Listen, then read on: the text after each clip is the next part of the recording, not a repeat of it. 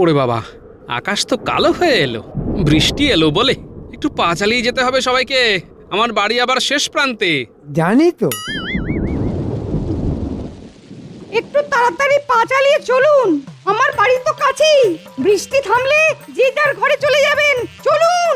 সেই ভালো, বৃষ্টির হাত থেকে বাঁচতে আমরা সবাই পণ্ডিত মশাইয়ের ঘরে যাই। পণ্ডিত মশাইয়ের বাড়ি যাওয়ার থেকে গাছের তলায় দাঁড়ালেও হয়তো বৃষ্টির কবল থেকে নিজেদেরকে বাঁচানো যাবে। কি বলো সেনাপতি? সে আর বলতে। ঠিক বুঝলাম না, মন্ত্রী মশাই মাঝে মাঝে হেয়ালি করে কথা বলতে ভালোবাসেন। তা আপনার যদি পণ্ডিত মশাইয়ের বাড়ি যেতে ইচ্ছে না হয় তবে যাবেন না। কি সভাকবি, আপনি কি করবেন? বৃষ্টি তো ঝেপে এলো। উমা, দুরু দুরু করছে আমার বুক, শব্দ শুনে কাঁপন লাগে, বুক করে ধুক ধুক। চলো যাই গোপাল ভাই, পণ্ডিতের ঘর সত্তর। পণ্ডিত মশাই, তাহলে চলুন, মাথা বাঁচাতে আপনার ঘর। আরে বাস, আমিও ছন্দ মিলিয়ে দিলাম। বাবা কি মজা, খুশি হলেন ভারী। বেশি কথা না বলে এখন চলো তাড়াতাড়ি, চলো না। তাহলে সেনাপতি চলো আমার বাড়ি, একটু ভিজতে হবে এই যা। চলুন, ঘরের মধ্যে ঢুকে ভেজার চেয়ে চলতে চলতেই ভিজি। একদম ঠিক বলেছ, চলো চলো।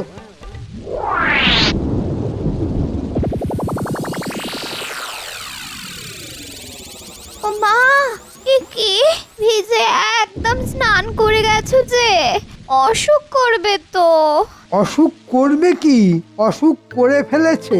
কি বলো সেনাপতি? কই, আমার তো অসুখ হয়নি। হয়নি, এবার হবে। কি করে? সেনাপতি, তোমার চেহারাটাই আছে, বুদ্ধিটা মাথা থেকে বার করে কোথায় রেখে এসেছো বলো তো? শোনো, আমাদের বর্ষার আনন্দটা পেতে হবে তো। রাজসভাতে গেলে মহারাজের বকবক আর গোপালের ভাঁড়ামি দেখতে দেখতেই প্রাণ ওষ্ঠাগত। বর্ষার আনন্দ পেতে অসুখের কথাটা রটিয়ে দাও, বুঝলে এবার? এবার বুঝেছি। সত্যি আপনার কি বুদ্ধি! তাই আমি মন্ত্রী, আমার বুদ্ধিতেই রাজ্য চলে, ভুলে যেও না। কেউ ভুলবে না, কেউ ভুলবে না।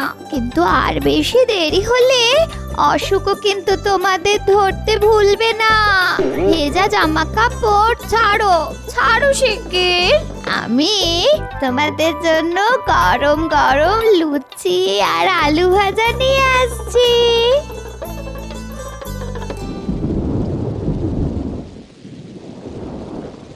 একটু পরে জল থই থই করবে। কতবার বলেছি ছাদ ছাড়াও, ছাদ ছাড়াও, আমার কথা কানেই তোলে না। এবার বুঝবে। কি অবস্থা পণ্ডিত মশাই? উমা, ঘরে জল থই থই, বসা শোয়ার জায়গা কই? তোমাদের ডেকে এনে খুব বিড়ম্বনায় ফেললাম গোপাল। না, আমায় ক্ষমা করো। আচ্ছা, এ আপনার কেমন কথা পণ্ডিত মশাই? আজ এলাম বলেই তো আপনার ঘরের এই অবস্থাটা সচক্ষে দেখতে পেলাম। মন্ত্রী মশাইয়ের কথাটা এখন বুঝতে পারছি। মন্ত্রী মশাই সব জেনেও মহারাজকে কিচ্ছু জানাননি। মন্ত্রী মশাই মন্দ ভারী, পদের ধারি পদের ধারি। পণ্ডিত মশাই, আপনি এতদিন ধরে কষ্ট ভোগ করলেন, একবার তো মহারাজকে নিজে মুখে বলতে পারতেন। না, আমাকেই কিছু করতে হবে। পণ্ডিত মশাই নিজে মুখে কিছু বলবেন না। দেখি আমি কিছু করতে পারি কিনা। গোপাল, আমার জন্য মহারাজের কাছে দরবার করো না। আমার এই অনুরোধটা রাখো। পণ্ডিত মশাই, সোজা আঙুলে কোনোদিন ঘি উঠেছে? আপনি বলুন, আমি আঙুল বেঁকিয়ে ঘি বার করব। কাল রাজসভায় দেখা হবে। তবে আপনাকে অসম্মান করে আমি কিছু করব না, কিন্তু যা করব তা আপনার ভালোর জন্যই। এখন তুমি আমাদের ভরসা গোপাল ঠাকুরপো।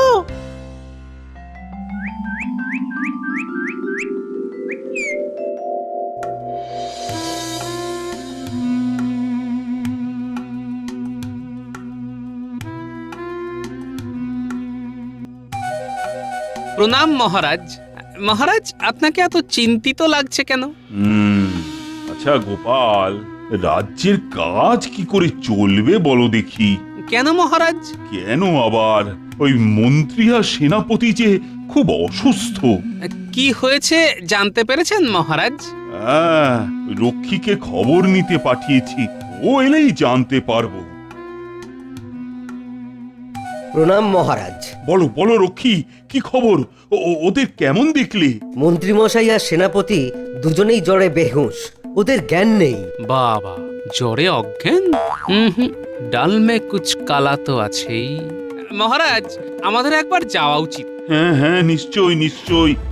কিন্তু রাজবৈদ্য তো আজ থেকে ছুটিতে আছে, তাহলে ওই জরুরি পরিষেবার জন্য ডাকি, কি বলো? মহারাজ, রাজবৈদ্য যখন ছুটিতে আছেন তখন ওনাকে বিরক্ত করে লাভ নেই। আপনি বরং পণ্ডিত মশাইকে নিয়ে চলুন। পণ্ডিত মশাই আশা করি এই জ্বর সারাতে পারবেন।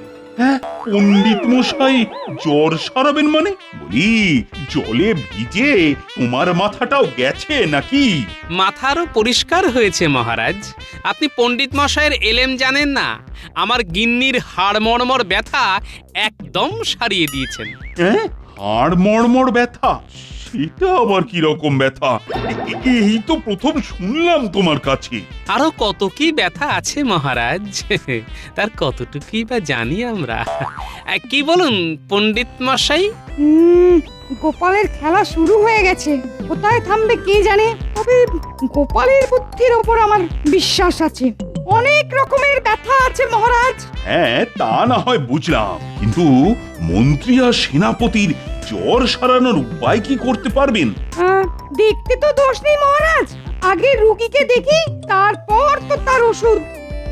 যথার্থ বলেছেন। তাহলে যাওয়া যাক। আরেকটা নিবেদন আছে মহারাজ। আহ, আবার কি নিবেদন? আপনার মন্ত্রী আর সেনাপতিকে সুস্থ করে দেবার পর পণ্ডিত মশাইয়ের ঘরটা নতুন করে গড়ে দিতে হবে, দেশের স্বার্থে। রাজি মহারাজ? রাজি রাজি রাজি।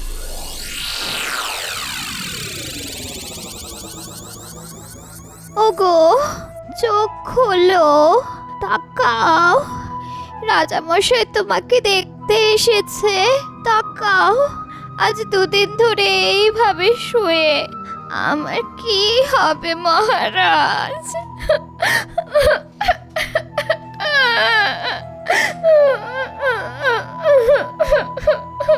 আহ, আরে কেঁদো না কেঁদো না, আমার মনটা তো খুব নরম, তাই তোমার কান্না দেখে আমারও চোখটা জলে ভিজে যাচ্ছে। পণ্ডিত মশাই, ও পণ্ডিত মশাই, আরে শুরু করো চিকিৎসা। মটকা মেরে পড়ে আছে। দেখো বাছাধন, তোমার ভাল্লুক জ্বর কিভাবে চলে যায়।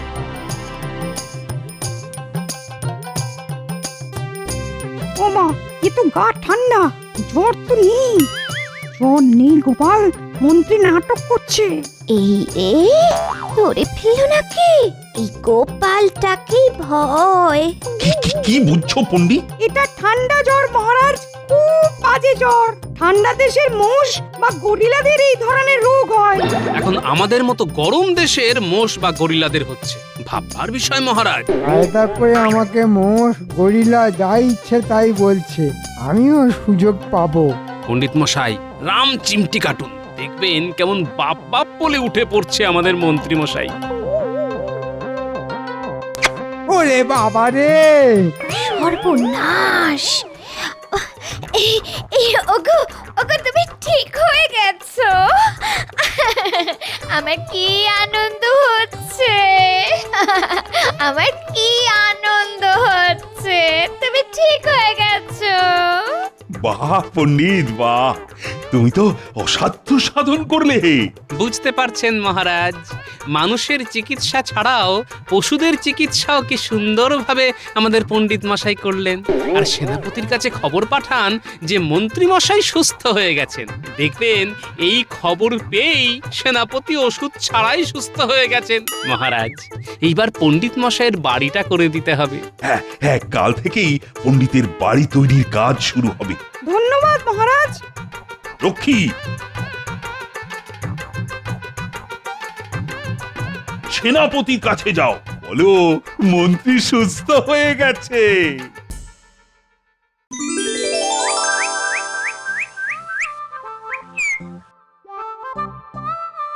এসব সম্ভব হলো গোপাল ঠাকুরপুর জন্য। ঠিক বলেছো। মাটির ভেতরে কাঠের বাক্স। কি? মাটির ভিতরে বাক্স? চলো তো দেখি। কই, দেখি দেখি দেখি। মাটির নিচে গুপ্তধন। শুনলি ঘটা, পণ্ডিতের জমি থেকে গুপ্তধন। হ্যাঁ? এই চল চল চল, এই খবরটা মন্ত্রী মশাইকে দিয়ে আসি। চল চল চল। আমার পূর্বপুরুষদের সঞ্চিত অর্থ, এই সোনাদানা আমার বাবার ঠাকুরদার, এগুলো এগুলো পূর্বপুরুষের স্মৃতি হিসেবে রেখে দেবো। ঠিক বলেছো।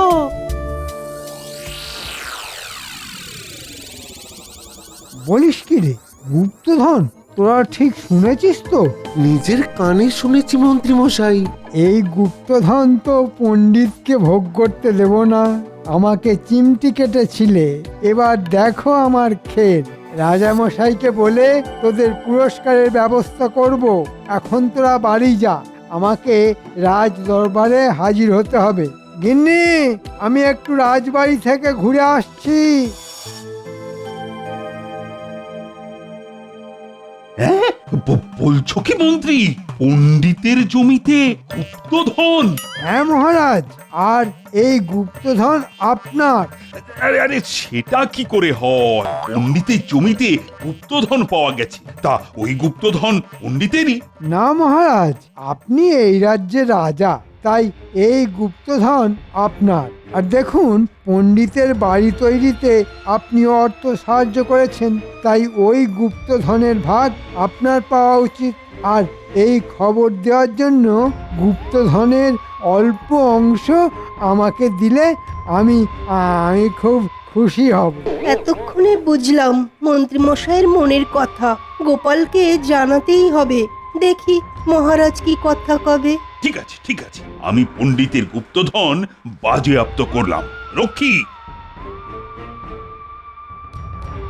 তুমি আমার আদেশনামা নিয়ে পণ্ডিতের বাড়ি যাবে, আর মন্ত্রী তুমিও যাবে সাথে সাথে। যথাজ্ঞা মহারাজ, চিমটি কাটার শোধ নিলাম।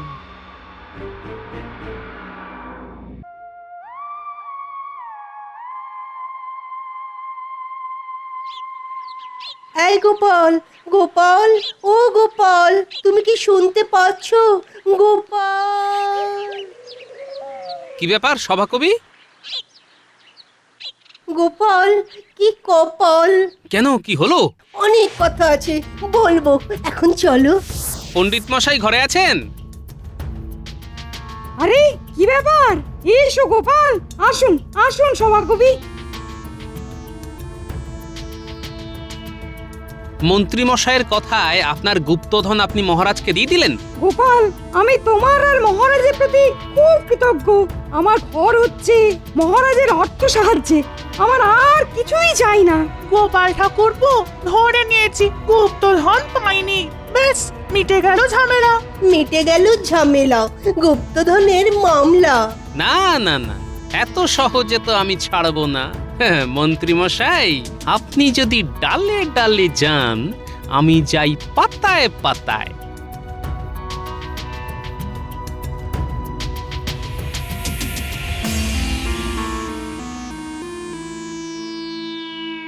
মরি মরি একই শোভা অঙ্গে তব আজ।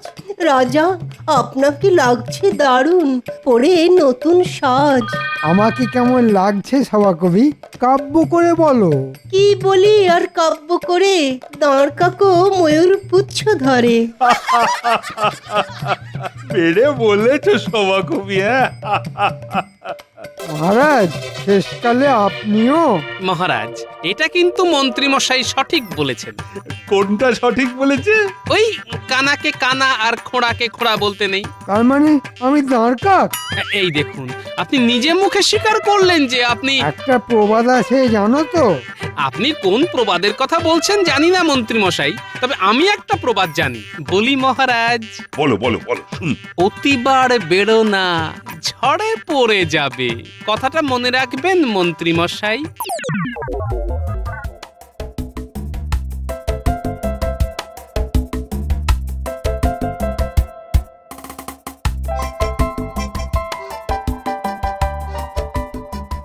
গুলটে, বাড়ি আছিস? কি বলছো গো গোপাল দাদু? হ্যাঁ শোন, এখন যা বলবো মন দিয়ে শোন। আজ থেকে নাকে রুমাল বেঁধে তোরা জঞ্জাল আবর্জনা জোগাড় করতে লেগে পড়। সে কি গো গোপাল দাদু, জঞ্জাল সাফাইয়ের জায়গায় জঞ্জাল সংগ্রহ, হ্যাঁ ব্যাপারটা কিরকম হলো? কাউকে ফাঁদে ফেলতে মাঝে মাঝে উল্টো কাজও করতে হয়, বুঝলি? তোদের সব বুঝিয়ে বলবো। এখন হাতে একদম সময় নেই, আমাকে এখন আবার ওই মণিহারির দোকানে যেতে হবে। মণিহারির দোকান? কেন গো গোপাল দাদু, কি কিনবে? একটা সুন্দর কাঠের সিন্দুক কিনবো, তোরা কাজে লেগে পড়। যত পচা পাঁচকো সব বস্তাবন্দি করবি, ঠিক আছে? আমি সিন্দুক নিয়ে তোদের সাথে দেখা করে সব বলছি। আমি যাব আর আসবো।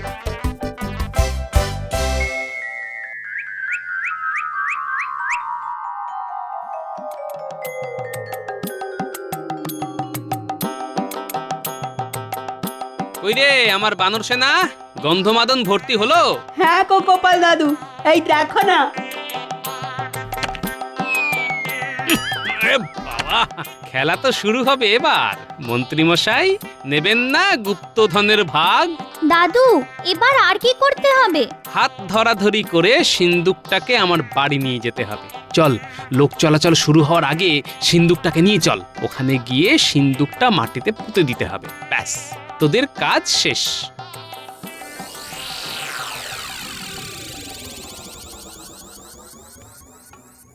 বাহ, খবরটা এক্ষুনি মন্ত্রী মশাইয়ের কানে চলে যাবে। মেঘ না চাইতেই জল। পণ্ডিত মশাই, ও পণ্ডিত মশাই, বাড়ি আছেন? একটা গোপন খবর দেবার আছে। ঘটা, গোপালের গোপন খবর মন্ত্রী মশাইকে দিতে হবে। গোপালের গোপন খবর আর গোপন থাকলো না।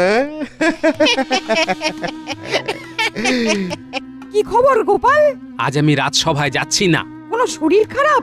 না না না, শরীর ঠিক আছে। আসলে একটা প্রাপ্তি যোগ হয়েছে। প্রাপ্তি যোগ? কিরকম? গাছ পুঁতবো বলে মাটি খুঁড়ছি, হঠাৎ শাবলটা একটা শক্ত কিছুর উপর লাগলো। তারপর মাটি খুঁড়ে দেখি, কি দেখলে? একটা সিন্দুক, গুপ্তধন। খবরটা পাঁচ কান করবেন না। যদি মন্ত্রী মশাইয়ের কানে যায় তাহলে আর গুপ্তধন পাবো না। রাজামশাই আর মন্ত্রী মশাই নিয়ে নেবেন, ঠিক আপনার মতো। তাই বলছিলাম। তুমি নিশ্চিন্তে থাকো গোপাল, তোমার প্রাপ্ত যোগের কথা আমি কাউকে বলবো না। কিন্তু আমরা তো বলবো। চল চল তাড়াতাড়ি চল চল। আমার কাজ শেষ। আমার গুপ্তধন প্রাপ্তি যোগের খবর যথা জায়গায় চলে যাবে। আমি এখন বাড়ি যাই, একটু গড়িয়ে নি, বড্ড ধকল গেছে আজ।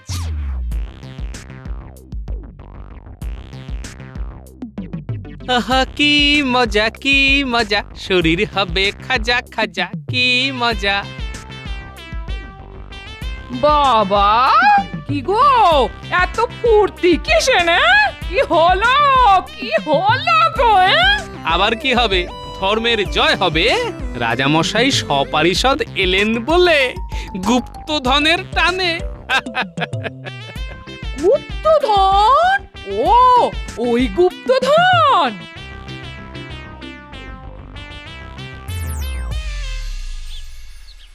গোপাল, গোপাল, গোপাল বাড়ি আছো? দেখলে কি বলেছিলাম? গুপ্তধনের গন্ধে গন্ধে ঠিক হাজির হয়েছে। যাও গিন্নি, তুমি মহারাজের জন্য কিছু জলযোগের ব্যবস্থা করো। যাচ্ছি যাচ্ছি যাচ্ছি গো।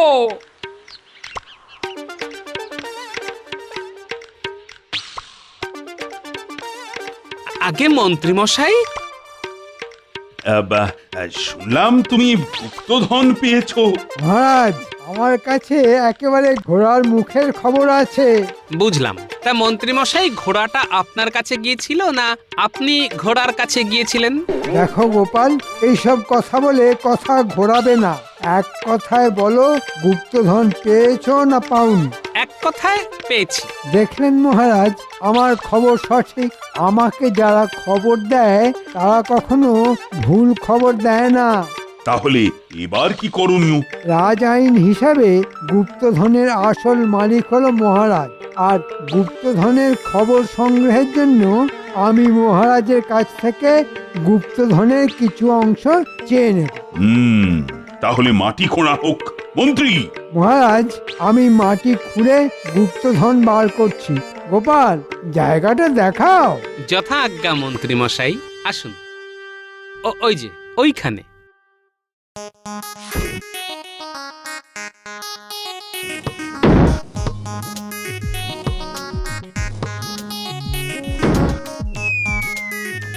যে মহারাজ গুপ্তধন।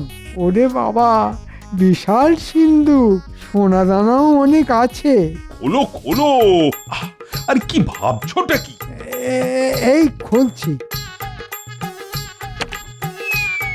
ওরে বাবা, কি গন্ধ রে বাবা। গন্ধমাদন গুপ্তধন। নাকে চাপা দিন মহারাজ। মহারাজ, মহারাজ পালান পালান। মহারাজ, রাজ আইন হিসেবে গুপ্তধন আপনার। গুপ্তধন নিয়ে রাজ আইনকে মান্যতা দিন, আর নয়তো নয়তো আইন বদলান।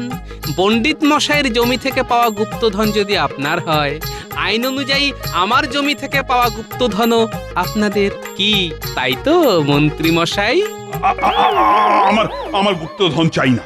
আইন আমি পাল্টে দিলাম। যার জমি তারই গুপ্তধন। আমি পণ্ডিত মশাইয়ের গুপ্তধন পণ্ডিত মশাইকেই ফেরত দেব। আর আমাকে ভুল পথে চালানোর জন্য মন্ত্রীকে এই পচা জঞ্জাল মাখবার আদেশ দিলাম। হ্যাঁ, এটাই মন্ত্রীর শাস্তি। কি হলো কি মন্ত্রী, তুমি পচা গন্ধ মাখো। যেমন কর্ম তেমন ফল। গন্ধ মেখে বাড়ি চল।